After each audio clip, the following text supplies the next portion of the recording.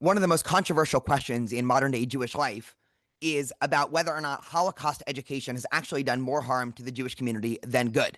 In the late 20th century, for obvious reason, there was this idea in the Jewish community that if only we can just tell more people about the Holocaust, more people what happens when untempered hate boils over in even a progressive population such as Germany in the 1920s and 30s, then that would curtail any future type of anti-Semitism that might increase in a variety of capacities. That has obviously not been the case, and despite the fact that Holocaust education is now within the public school system, despite the fact that Holocaust education receives tens, if not hundreds of millions of dollars of federal funding, and despite the fact that Jewish organizations across the board and across the world have Holocaust education as one of their central missions, anti-Semitism has not just been curtailed, but on the rise now by many anti-Semites actually using memories and ideas of the Holocaust and genocide to actually foment their anti-Semitism. This is, of course, a very controversial question. There are good points made by both sides, and this is just one of the many topics I get into with my guest today, Naya Lekht. Naya Lekht was born in the Soviet Union. She has a PhD in Russian literature surrounding memory of the World War II in UCLA. And in this podcast, we discuss socialism, the USSR, and the current war with Ukraine, the general decline of religion in the West, Holocaust remembrance, and much, much more. Don't forget to like and subscribe. And now I bring you Naya Lekht. You say that we make a mistake often when people sort of poo-poo Marxism as, don't people know this doesn't work? They must be historically illiterate. Yeah, it's great. So I just want to give a little context to why I posted that video, and that is that in the city of New York, we have a mayor who won the primaries, which was Zohran Mandani. And the conversations that I was privy to and working with youth predominantly is what I noticed is such an embrace of Marxism, and they don't even know it's Marxism. And I have been really thinking about it for a long time. Why do the youth, why do people who hold these diplomas, I call them not really highly educated, but highly diplomatized, they have many diplomas to their names.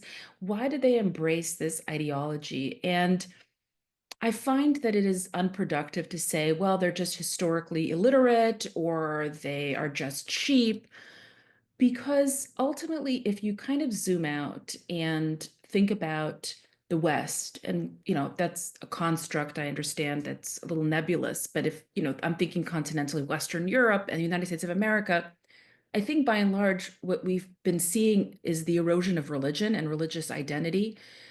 We don't really have a religion in the West. It's more of a secularism. And human beings, I think at their core, long for purpose. They want to do good things. I don't think people wake up in the morning and say, gosh, what can I do that's going to be so bad? I actually think people want to do good things. And Marxism, for better or for worse, offers an explanation for why the world is, or an explanation, not maybe the explanation, but a very enticing explanation for why the world could be broken. And people, youth particularly, because they don't have religion, because they don't have a ritual around monotheism, Marxism really is very enticing because it offers a world where you look at the broken systems. You look at people, there are impoverished people, there are people who are indeed oppressed. You cannot deny that there is oppression. And Marxism says that the panacea to this is dismantling systems of oppression, going after power. Power is the villain. And I think that it's very enticing. And to date, I don't think that we, or I at least, have found an antidote for that. Because what is the antidote for Marxism and communism? I guess it's capitalism. But capitalism does not do a great job of explaining the world's injustices, right? Capitalism is not about let's fix the world. Capitalism, let's fix myself. I'm responsible for me. I'm responsible for my failure, and I'm responsible for my success. And capitalism is very wolfish, if you will, as Lenin used to say. He called capitalism like with a wolf's face. I'm translating from Russian. Humanity with a wolf's face, in the sense that it's a dog eat dog kind of eat world. Free market, whatever wins, whatever does best. Whereas communism says we're going to be about the little people. And I think that the youth gravitate towards that because they don't have the religion identity, they're not plugged in, and B, because they long for purpose. and they long to fix this world. They do. Yeah, the great 20th century Jewish historian Gershom Scholem has a theory that you sort of touched on, and so I'll just highlight it for listeners, which is that humans have this essential messianism implicit within them, and the history of religion, according to Scholem, is the history of these competing forms of messianism, and he specifically connects the rise of movements like Marxism. He also put Zionism in this category as well, just for background, as sort of the decline of traditional messianism replaced with other forms of messianism, be it, economic messianism or political/nationalistic messianism. So I think that's a really interesting connection. So much of what I think your average person paying attention to this recent Western anti-Zionist strain in the last couple of years is just how much of this is coming straight out of the Soviet Union from the 60s, 70s, 80s. I've done a couple of podcasts about that in just sort of varying degrees, but I would love to hear your sort of perspective as somebody who spent time in grad school studying Russian literature and specifically overlapping with Holocaust memory and everything there. Talk to us a little bit about this connection between anti-Semitism/anti-Zionism in the Soviet Union, and both how and what ended up being repackaged into something you would hear on campus today in 2025. Yeah, well, first of all, I know you have covered it, and I know Isabella Tabarovsky has written widely about this and has really brought to the West the knowledge of this of anti-Zionism that is from the Soviet Union. It's remarkable, really, that the anti-Zionism that we are seeing on our campuses and now, largely in the media and in K through 12 schools is really a copy paste from Soviet era anti-Zionism. So like language such as Zionism is racism, Israel is a Nazi state. This was manufactured entirely by the Soviets. Now we can get into conversation. Were they were they informed by anti-Semitism, the Soviets, or was there something else happening? Why did they craft the anti-Zionist campaign in the Soviet Union? But what's really important in kind of understanding how weak the anti-Zionist narrative really is when the Soviet Union collapsed, the phantom legs, if you will, of the anti-Zionist narrative also collapsed. It's not in the Russia right now, right? You're not going to, I'm sure it exists in certain circles, but it's not dominant as it was in the Soviet Union. So it's remarkable how similar, how very similar it is to what we are seeing, the language that we are seeing today on the political left when we're talking about anti-Zionism. Now, you also asked me about Holocaust and Holocaust memory, and that's really important. So my research when I was in grad school, yes, I went and did a PhD in Russian literature, but I wrote my dissertation on Holocaust memory in the Soviet Union, predominantly looking at Babi Yar. And just to, offer a few kind of framing observations before we get into what's happening today, it's important for your viewers and listeners to know that in the Russian language, the word Holocaust did not exist until the collapse of the Soviet Union. So if you wanted to speak of the Holocaust, you would use words such as destruction or catastrophe, which is kind of interesting because it actually mirrors the Yiddish Horban, right, which means destruction. But I assure you the Soviets did not know of this. Sorry to interrupt, just to ask a clarifying question. Didn't the Soviets very proudly portray themselves as a sort of defeaters of Nazism? And so, why would it be in their interest to not highlight the Holocaust? I'll explain. Because the Soviets, you're absolutely right, they defeated fascism. They were very proud of it. But simultaneously, the Soviet Union, Marxism is about transcending tribalism. The Soviet Union, the new Soviet man, was a man who was not encumbered by a parochial identity of being Jewish or being Uzbeki or being Ukrainian. You are a Soviet man. What is Zionism? Is Jewish nationalism, if you will. So that's why the anti-Zionist campaign in the Soviet Union was so strong, because Marxism does not allow for any form of nationalism, not just Jewish nationalism.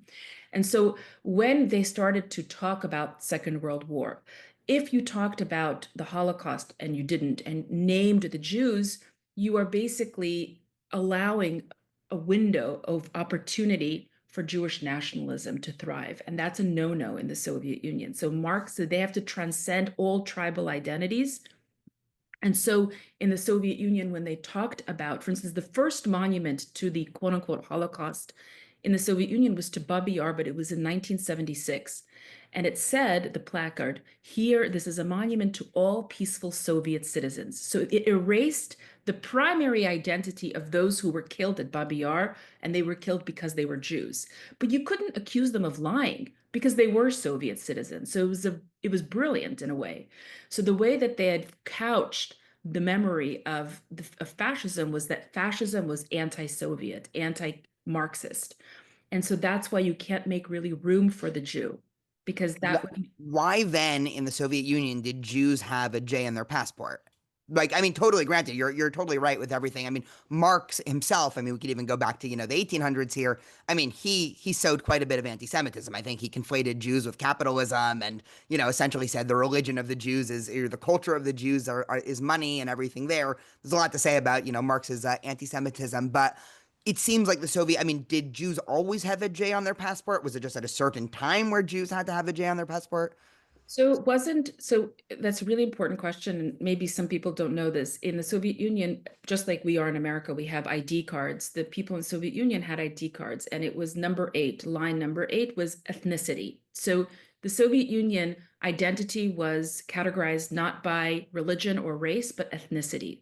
So if you will, you could say the Soviet Union or Eastern Europe is an ethno kind of centric place. Okay, true. So that's how they kind of classified anyone, not just Jews.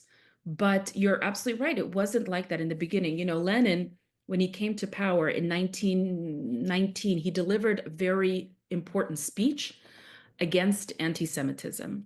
And he promised to outlaw, he promised to legislate that in the new budding, burgeoning Soviet state, there would be that anti-Semitism would be punishable by law. And indeed, in the early 20s, for the crime for saying things that were anti-Semitic, people were thrown into prison in the Soviet Union. And this is right at the time where, in the early kibbutz movement, I mean, it would be common to have pictures of Lenin, hanging up in certain kibbutzim, and that all changed at some point. But, that does jive very nicely. I mean, especially when you consider what was happening before in Russia for Jews between the 1880s and, World War I, which is just, pogrom after pogrom, which is why, the vast majority of Jews ended up fleeing. I guess one more question on this, just on the Russian angle, and then we can sort of go back to our Holocaust and Israel education. The Soviet Union in the last 30 something years since it's collapsed, now the sort of memory of the Holocaust and specifically the Nazis features very prominently in a lot of Putin's propaganda. So much so that he even calls Ukraine, the Nazi country, and this is sort of like a second World War II. So how exactly is that weaponized? I mean, is it sort of a straight line through the Soviet Union? Did something change when it came to Putin's sort of propaganda of using the Holocaust and this memory for political purposes? Yeah, look, I don't think Putin is alone. I think that in general, and here I would probably include Russia, I think that the West has done a phenomenal job in demonizing Nazis. So if you want to shut anything down, you just call it Nazi, you label it Nazi. And I think that's Putin just playing into that entirely. So when he waged a war against Ukraine and drummed up support on his and Channel 1 Russian television over and over on repeat was that Ukrainians are banderovцы. It's basically the Nazis or Nazi supporters, and that Ukraine is basically a Nazi state. So in that way, I don't really treat him any differently from in the West when we want to vilify something we don't like, we call it Nazi. Yeah. Oh, So interesting. I Oh, do so want. yeah, go for it. I do want to, I really think it's important because of some news that came out today from the National Education Alliance, the NEA, which is basically the umbrella organization of all teachers unions in America, in that they came out with a flyer on how they're going to be memorializing International Holocaust Remembrance Day. If I may, I just want to read from Yeah, that. can you actually give, just for people that might not be following what the NEA has done in terms of Jews and Zionism in the last month, can you give that background before you talk about the way that they're depicting the Holocaust? Sure. So the NEA has several. So NEA is the National Education Alliance. It's the Uber teachers union, right? It's the umbrella organization of all teachers unions in the United States of America. And in it are different caucuses. So there's like the Black caucus, there is the Jewish caucus, there is the Muslim caucus, there are different caucuses, and they vote on different things all the time. They vote on things that are germane to teaching, and they vote on things that are not very germane to teaching. Some of the things that they vote on is what will be used, what will they put on their website, what will they use for teaching tools to then disseminate to teachers. And what got them into really, hot fire, if you will, was that they started voting and they decided, up until it was basically revoked, that they would not include any longer the ADL on their website and in educational resource material. And this was, I mean, the Jew. I have to say, for the notion that Jews do not have unity, or the myth of Jewish unity, I have to say, for once in American Jewish life, Jewish organizations, legacy, and grassroots came together and blasted the news that the NEA basically were inching their way, voting for basically erasing the ADL from educational resources. Why that's a big deal is that you can see that's why the anti-Zionism is so dangerous, is that it's not really a political conversation. Anti-Zionism is anti-Judaism. And so they've basically framed the ADL for the crime of Zionism. They talked about the ADL as being a Zionist conspiracy. So that is where the NEA is. Now, however, I will say that the final vote, they did choose not to kick the ADL out. But nevertheless, the fact that that was even on the floor to vote on, the fact that it got to the executive level of the NEA is very, very alarming, but we should not be surprised, because the NEA has been co-opted by very bad state actors. CARE, for instance, the organization CARE, has had a big hand in affecting their constituents. So that's where the NEA has been in the news in the last few weeks and months. But just today, so I just want to read that on their website, they decided to put out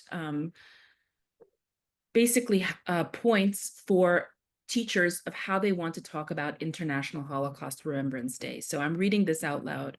The NEA shall promote the celebration of the International Holocaust Remembrance Day on January 27th, annually on its website and through other appropriate media, to recognize the more than 12 million victims of the Holocaust from different faiths, ethnicities, races, political beliefs, genders, et cetera, et cetera.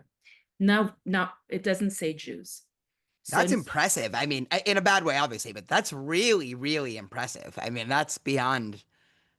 Yeah. I mean, and this is just for listeners' background. I mean, the teachers union is one of the most powerful forces in the Democratic Party. I mean, it has been for a long time. So it's not like this is a fringe group of academics that are like, sitting off in the humanities department somewhere. I mean, this is a really powerful union. There is, I mean, one of the areas that I wanted to sort of steer you in.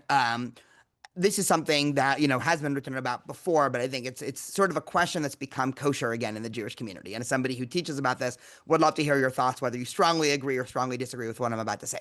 Um, the question, I guess, put in its most blunt form is: has Holocaust education or commemoration actually been bad for Jews? That's sort of the blunt question. The case to make for it is that exactly what you said before. We've cemented, or it's been cemented, that the only anti-Semitism is on the right and the only evil is the Nazis. And, if there's anti-Semitism and you don't see a guy with a neo-Nazi or white supremacist, t-shirt, then, oh, there's no anti-Semitism to see there. And so you have these groups that totally gloss over left-wing anti-Semitism and Islamist anti-Semitism because anti-Semitism only looks like one thing. I'm curious to get your thoughts. I mean, we can get back to the NEA in a second, which is, I mean, that's shocking, in and of itself. And I actually thought you were going to read, there is one way to have made it worse, which is, of course, to say, the way that you commemorate the Holocaust now is by stopping modern genocides, which is what's going on in Gaza. I wouldn't be surprised if that will also pop up on their website in the next couple weeks. But I would love to hear your general thoughts on general Western Holocaust education, where it's gone wrong, or whether or not you think that, like, no, it's great, we should keep on doing it. Yeah. Well, I've written about this extensively in the White Rose magazine. I wrote with my friend, my co-author, we wrote a piece called "The Holocaust was not about hate," kind of a radical title. But Dara Horn has also written about this as well, about the dangers of Holocaust education. And the dangers of Holocaust education are several. But if I had to really boil it down to two things. In the West, in America, and we've done this ourselves, American Jewish organizations, American Jewish educators, is that we've gravitated towards universalizing the Holocaust. This, by the way, what I just read is a form of universalization, where you talk about everybody, the trauma of the Holocaust inflicted on 12 million, as they say, people, erasing the number 6 million, by the Well, way. that's sort of what prompted the question, because I've been to, one of the interesting things is comparing different Holocaust museums, right? So you have LA, DC, Yad Vashem in Israel, right? Several others. I've gone to, ones in Europe as well. And, especially the one in Los Angeles, and also the one in DC, it tends to be a very universalized message. I mean, the one in DC is all about, America's heroism in World War II. That's very controversial in and of itself. So let's leave that historic question aside. But the one in LA, it's all about, universal nature of tolerance, right? If only there was more tolerance. And so very much every time I've gone, I've sort of thought about this, and, there's no talk or maybe like one tiny panel about, say, the history of Christian anti-Semitism and Martin Luther's anti-Semitism and Protocols of Elders of Zion anti-Semitism. Like, it's almost like that's in like one tiny room off to the side, but like the main story is the human predisposition to hate each other, which has always struck me as odd. Sorry to cut you off. It is odd, and it's actually been, I'm sorry to use this term, but it's a little bit of a pedagogical malpractice in Holocaust education. I mean, I know that's strong language, but what it has actually resulted in is people don't even know about the Holocaust anymore, specifics, because we've so abstracted the identity of the primary victim that people don't even know who the primary victim of the Holocaust was. But it, like when I was in college and in grad school, I used to visit Holocaust museums, and I was also kind of bothered by the way that the Holocaust was treated as a form of intolerance, that this is the story of bigotry and othering and scapegoating. And it took me many years to kind of formulate for myself what I find so problematic with that. And I think what I find so problematic with that is that it's devoid of anti-Semitism, that we've been treating the Holocaust, even ourselves, the Jewish community, as its own phenomenon and not putting it in the context of the broader history of the Jewish experience and Jewish and anti-Jewish sentiment within Europe. And so, for instance, Salo Baron, the famous Jewish historian, spoke about the lachrymose narrative of Jewish history. Jewish history is basically a kind of a chain of events, of hurbans, of catastrophes. And what we've done in treating the Holocaust as it's both as a form of just intolerance, we've ourselves erased anti-Semitism from the story of the Holocaust. And I know why. I mean, I think I know. I think I understand why. We're such a minority. We wanted people to understand what the Holocaust was. We thought to ourselves, well, if we particularize it to such a degree, why would anybody care? Why would anybody care? So we need to make the dominant culture care. So we are going to frame the story of the Holocaust as a story about inhumanity. What And it happened? essentially worked for probably 40 plus ish years in America, where the Right. late, second half of the 20th century, I mean, to be Jewish was to be American and vice versa. And, a lot of people are confused about the origins of Judeo-Christian values, and whatever people's opinion is of whether or not that's a good phrase or paradoxical phrase, like that phrase very much was pushed by liberal Jews of saying, finally everybody's recognizing there's this sort of, Judaism can be in the universal as well. It obviously hasn't been working in, 30, 40 years. You remind me of a story. I was teaching last summer a series on Jewish history for online over Zoom, and there were, dozens of people that came every week, trending to be, people a little bit older, because it was, Monday morning at 9:30 a.m.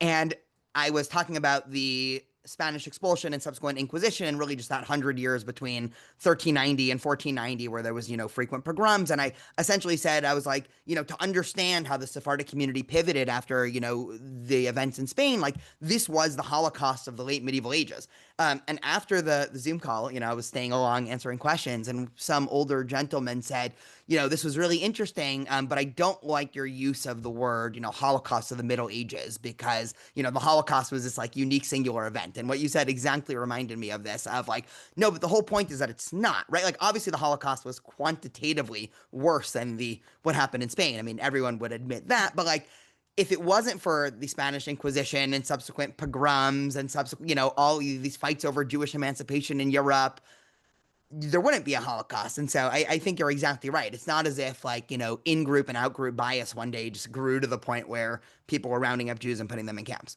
Absolutely. And I remember in my own research when I was writing my dissertation, something that I came across is that within the Yiddish speaking world, they called it a Horben, just as they called the destruction of the Second Temple a Horben, this pogrom a Horben. They referred to the Holocaust as a Horben. So the Jews themselves, the Yiddish speakers, the victims of the Holocaust and the survivors rather, did not treat it singularly, actually, which is something I found really interesting. I want to make one other point, which is that by framing the Holocaust within the broader context of a form of intolerance and saying, and basically teaching that we need to be tolerant, we've actually may have pushed another dangerous idea, which is no, they're not, you don't have to be tolerant. There are some ideas for which you should not be tolerant of, right? So the idea that we've enshrined tolerance as something holy, there are certain things we should not tolerate. And that's the other kind of, I think, lesson for this universalization of the Holocaust. And I know I keep on bringing it back to the NEA, but in the morning when I saw this, I couldn't unsee the Soviet Union and what the Soviets did. The Soviets did the same thing with the memory of the Jews in the Holocaust. The monuments that were built in Babi Yar and other subsequent monuments never mentioned Jews. They mentioned peaceful Soviet citizens, and you couldn't accuse them of lying. That was the brilliance about the propaganda, because they were peaceful Soviet citizens. But as Nekrasov, the Russian non-Jewish writer in the 1960s, famously said, yes, many people died in Babi Yar, but only Jews died for being Jews at Babi Yar. No, that's really powerful. There is this trend where groups and religions, and we can consider Marxism a religion here for a second, that preach universalism sort of always end up being the worst perpetrators of hate, right? I mean, you had this with Christianity also. This becomes a little bit more controversial, but like the New Testament essentially is hardcore universalist, and neither Jew nor Gentile nor man nor woman, we can quote the rest of the day here. And of course, that was, well, only if you adopt our exact brand of universalism, which is actually staunch particularism, right? Exact same with Marxism, same in what you're seeing in a lot of progressive circles, right? There's all this talk of diversity, and we really want diversity and different perspectives, and every voice matters. But like the Overton window of that is so small that it's actually, the least open and universalistic thing ever. Judaism's always, I think, kept a very healthy dose of both universalism and particularism to balance itself out. So it's no surprise. How do you think this ends? I mean, there's a tendency in America, again, I grew up in San Diego, 30 something years ago, to, the 90s, which, I'm sure there were problems for the Jewish community, but like the way at least it's encapsulated in Jewish memory in America was this like very peaceful time when, everything was great. I mean, I know that's not actually true. I'm sure if we were around in the 90s, we'd be talking about, oh my God, why is X, Y, or Z happening? But, obviously things are getting much, much worse. Does this eventually reach some APAC and then start to bubble down? I mean, obviously that's not what happened in Russia. Things, just continued to get worse until it exploded. In your predictions, I know people don't like giving predictions, but what are you thinking happens in the next couple of years? Well, I definitely don't know. I'm not a seer. Well, what I will say is in my own work and when I teach about anti-Semitism and anti-Zionism, whatever you want to call it, Jew hatred, I always say the following, that I'm not, I've had sort of an evolution of my own thinking around Jew hatred. And I'm actually not interested in combating anti-Semitism. I actually think we've been treating anti-Semitism as on its own terms, but really anti-Semitism is a red flag. It's that symptom of a diseased society. And so what I've been advocating and pushing for within the Jewish community is, instead of solely looking at this as a moment for, taking control and demanding Jewish civil rights and having a Jewish civil rights moment, I think that we need to go to the root cause of the bad ideas that have provided fertile ground for this anti-Zionism or anti-Semitism to flourish. So I do think that it's going to reach an apex and then it's just going to go down. I do think so. But I think that what is going to take it down is a effort not to combat anti-Semitism, but to combat the root ideas that breed anti-Semitism. And what are these root ideas? By the way, both on the left and both on the right, are grievance narratives, narratives that seek to talk about systems of oppression and victimhood.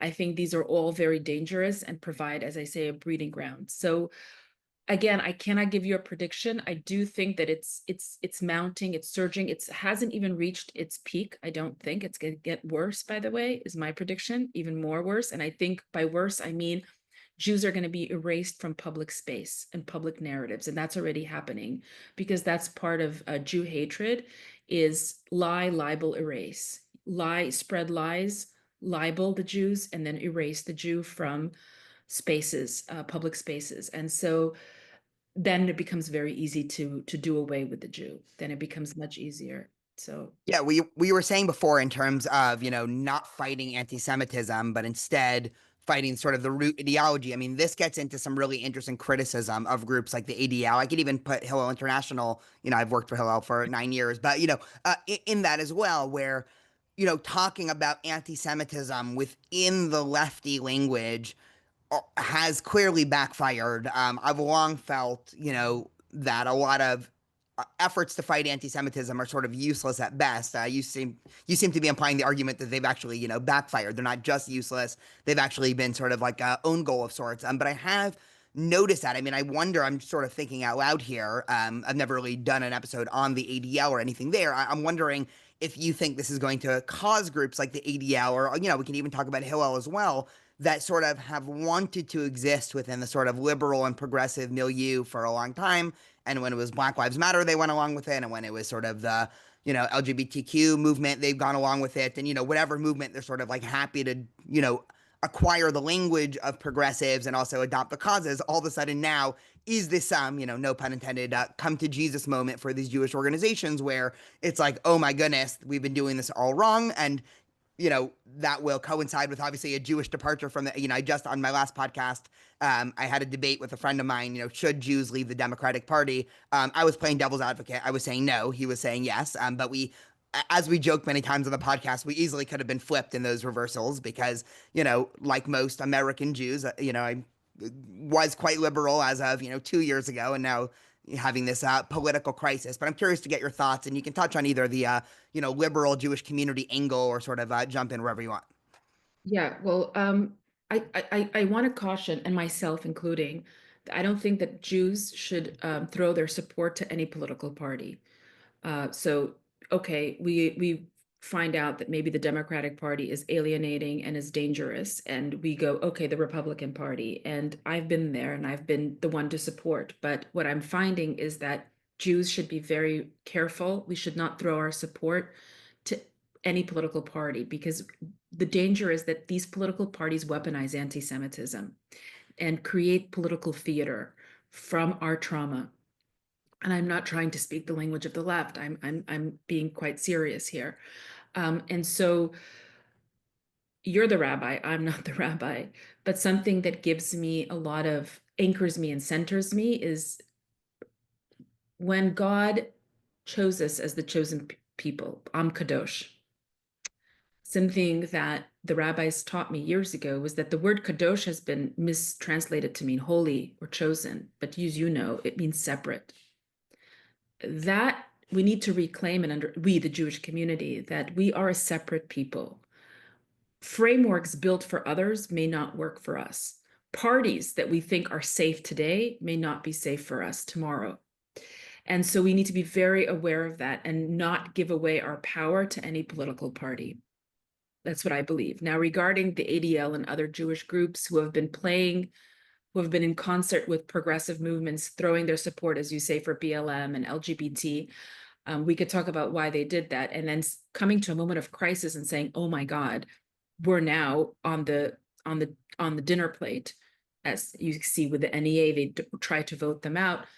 I would hope that that would give there would be like a come to Jesus moment. I would hope. Um, I'm not sure. I'm not sure because I think what we're dealing with also is ideology uber alts.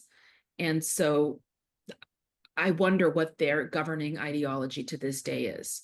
Well, the problem is, I mean, I can speak on behalf of, a liberal Jewish community that I am a part of, but oftentimes I'm very critical of, which is that a lot of people that work in liberal Jewish institutions, they actually don't have much Jewish. They just have a lot of liberal. So a lot of people sort of wear the But they baggage.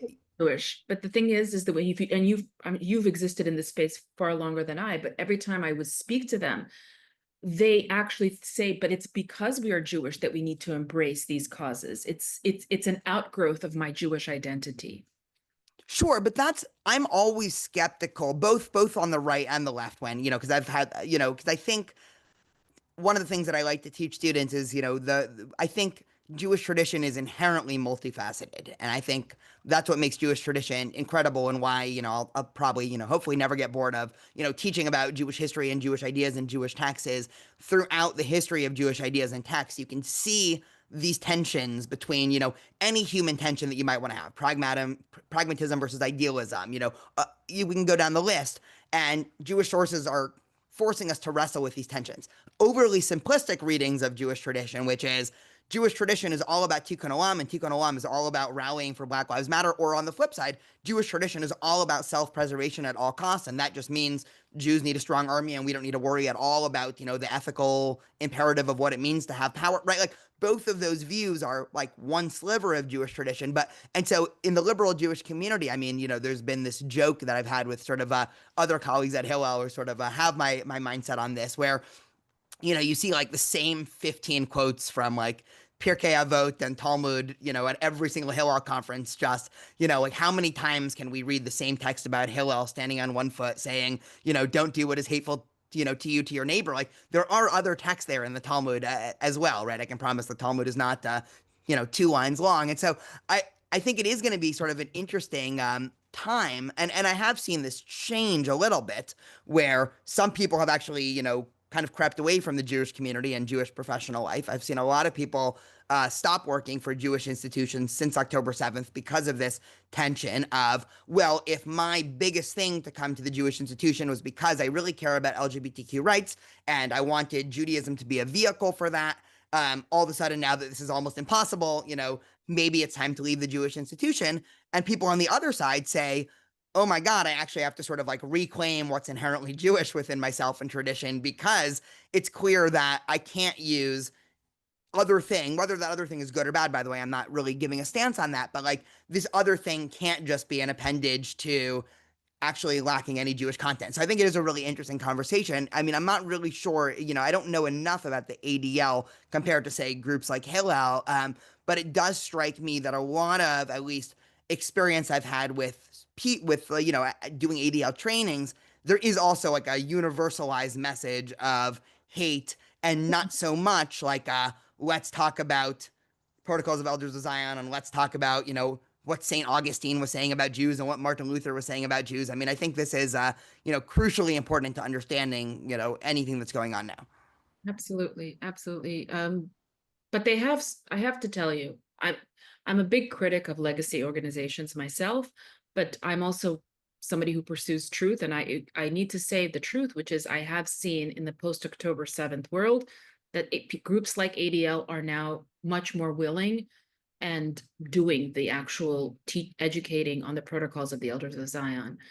I will say, though, that, for instance, when I got into trying to create curriculum on anti-Semitism in the year 2016 myself, looking around what exists, what I found the ADL was doing was something called the pyramid of hate, right? So it was, as you said, universalizing it was actually remarkable. And I used to also attend some community events in Los Angeles, and we would sit in these sessions about learning about hate without talking about anything to do with Jew hate. Mm. Um, and I always found that very alarming. And that's why I've been a very big critic, because these organizations whose mandate was, they were formed to fight for Jews, were completely unprepared for anti-Zionism. When anti-Zionism came, and I've spoken of this many, many times, anti-Zionism came to our campuses in the early 2000s. 3 world events: Durban Conference, South Africa, Second Intifada, 9/11. These 3 world events collided, provided fertile ground in academia. And I remember I was just an undergrad at that time, and I would go to Jewish professionals and I would seek out help from organizations like ADL.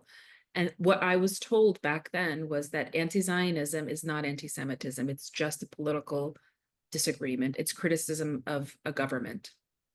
And Well, also this whole, I mean, obviously in the post-Trump era, politics has been sort of flipped on its head, but, for a while, the idea that the Soviet Union has embedded ideas within the Western left, that was written off as a right-wing conspiracy. I mean, I remember, when I was an undergrad, this was still not really talked about. And I remember I came across, I'm forgetting like what book this was, some book about, anti-Semitism. And I remember there was a chapter about, the Soviet anti-Semitism. And like I had spent so much time learning about Jewish history and anti-Semitism and Israel and all these things. And like never had I had anybody connect the dots in ways that, again, now, it's sort of anyone who's existing in this space has read, people like Isabella Tobrovsky's work. But this is, 10 years ago.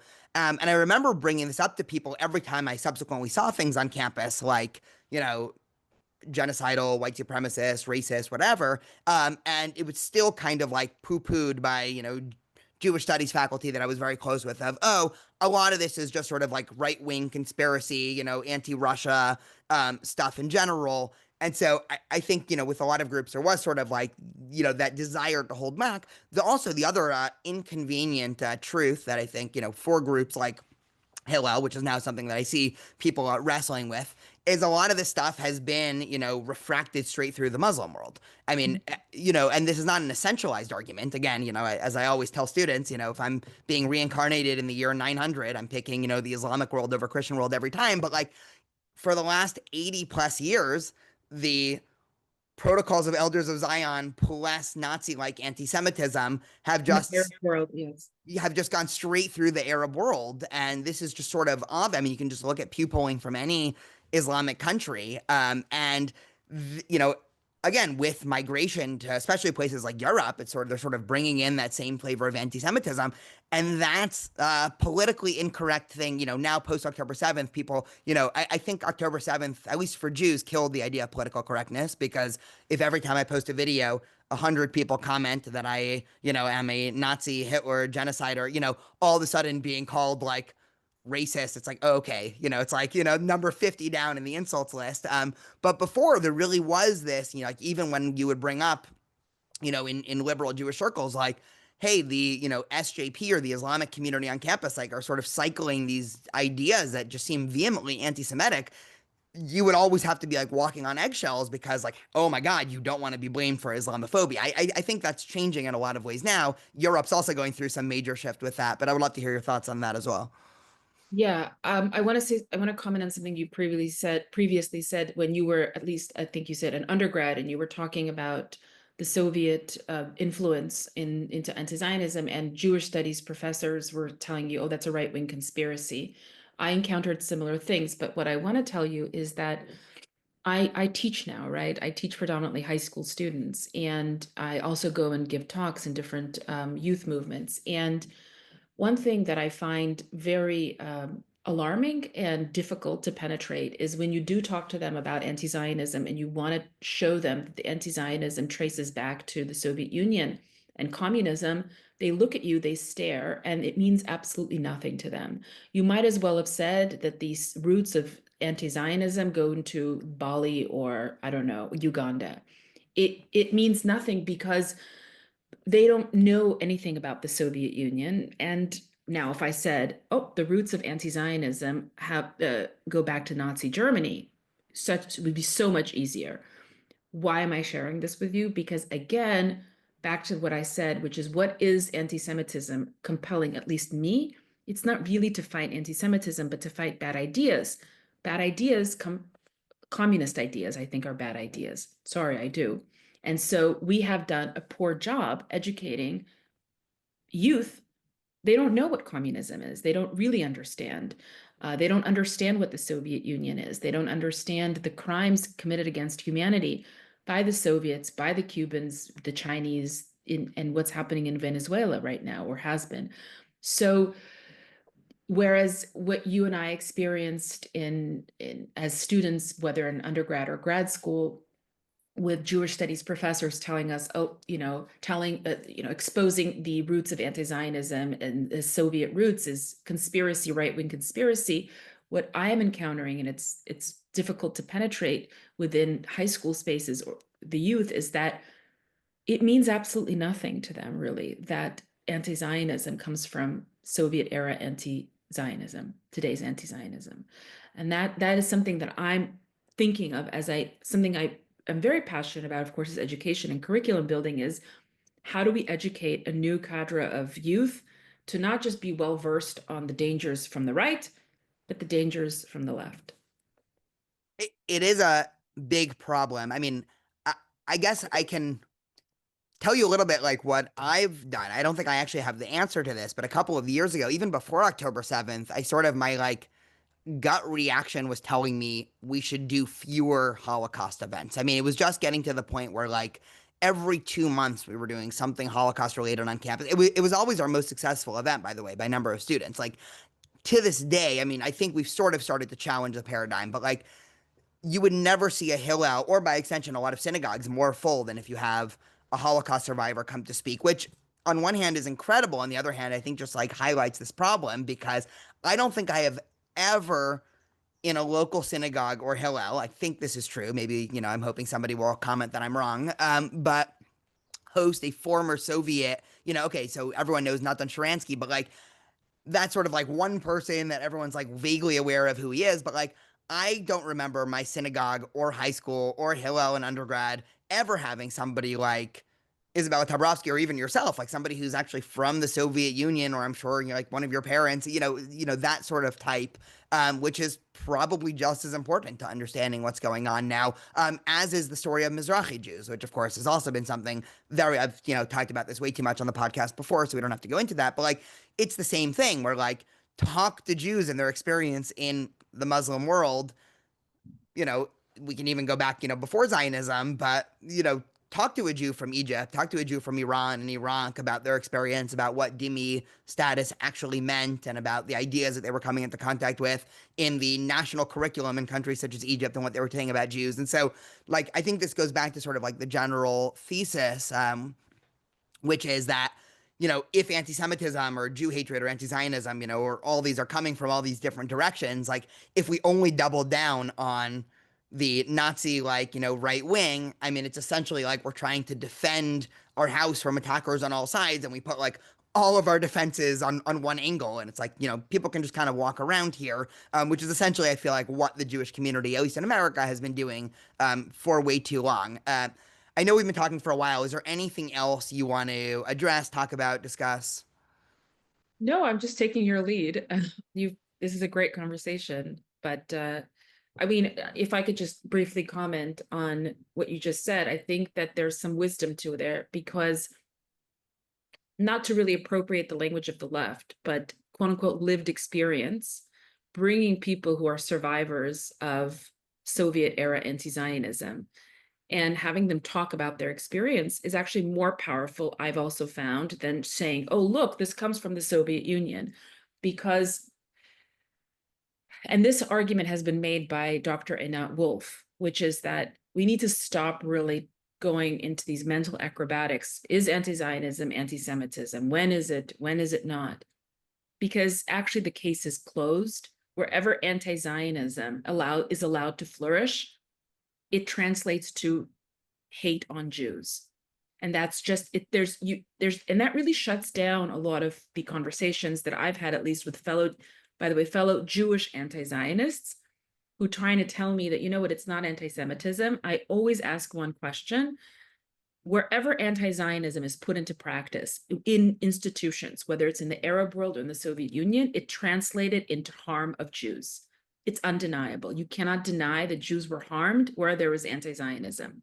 So you want to argue that it is or it isn't, it doesn't really matter. The action translates to harm of Jews. So yeah. No, I think that's a powerful thing to end on. Naya Lekht, thank you so much. Thank you so much. Thank you for all your work.